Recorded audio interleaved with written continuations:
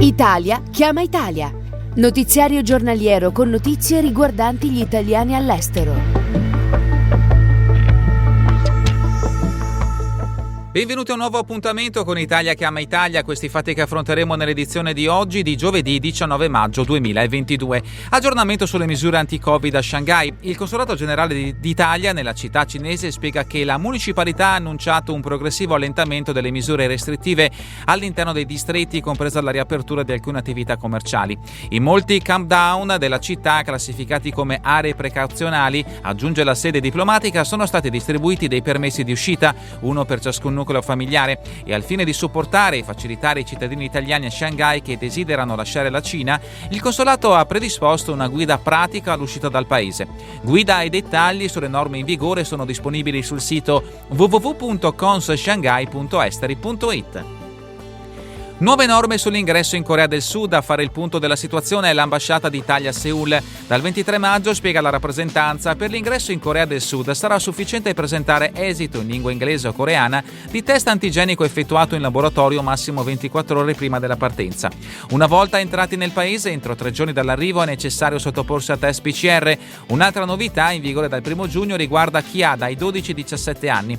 Per queste persone la terza dose booster di vaccino come requisito per l'ingresso è prevista solo per casi specifici, ad esempio immunodepressi, altrimenti è sufficiente aver ottenuto 2 dosi di vaccino anche più di 180 giorni prima dell'arrivo in Corea.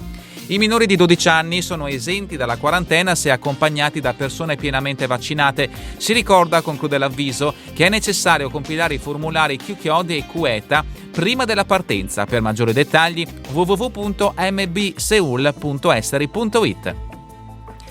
A decorrere dal 21 maggio 2022 per viaggiare in Israele dall'Italia non sarà più necessario effettuare alcun test Covid prima della partenza né effettuare un tampone molecolare all'arrivo in Israele. Lo comunica l'ambasciata d'Italia a Tel Aviv, aggiungendo che non occorrerà nemmeno effettuare una quarantena all'arrivo nel paese. Rimane attivo invece l'obbligo di compilare l'apposito entry statement nelle 48 ore che precedono la partenza. Per i viaggi fino al 21 maggio restano in vigore le regole attuali, consultabili assieme ad altre informazioni sul sito www.ambtelaviv.esteri.it.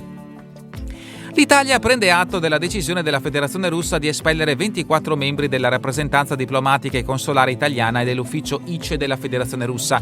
Così il Ministero degli Affari Esteri in un comunicato. Il personale oggetto del provvedimento, prosegue la Farnesina, ha sempre esercitato le proprie funzioni nel pieno rispetto della Convenzione di Vienna sulle relazioni diplomatiche. Nel ribadire la ferma condanna per l'aggressione all'Ucraina da parte della Federazione Russa, l'Italia chiede con forza un immediato cessate il fuoco che ponga fine alle sofferenze della popolazione civile e garantisca l'avvio di negoziati concreti per una soluzione politica e sostenibile del conflitto. Per maggiori dettagli www.esteri.it. Ultima notizia, bando della Regione Veneto volto a sostenere 3 progetti di residenza per artisti in materia di spettacolo dal vivo per il triennio 2022-2024. L'iniziativa è cofinanziata dal Ministero della Cultura. Possono partecipare soggetti pubblici o privati operanti nel campo dello spettacolo dal vivo, enti locali, istituti, associazioni culturali, fondazioni, cooperative senza fine di lucro, dotati di uno statuto regolarmente registrato con l'obbligo di redazione di un bilancio annuale. Esclusi dalla partecipazione i teatri nazionali, i teatri di rilevante interesse culturale, le istituzioni concertistico-orchestrali, i teatri di tradizione che non possono assumere titolarità di residenze e pertanto non possono presentare progetti autonomi. Il termine per l'invio delle proposte è fissato al 12 giugno 2022. Tutti i dettagli e il bando completo sono disponibili sul sito www.regione.veneto.it. Con questa notizia è davvero tutto per l'edizione di oggi di Italia chiama Italia. A voi tutti un buon proseguimento di giornata in compagnia come sempre di Radio ABM, la web radio dell'Associazione Bellunesi nel Mondo.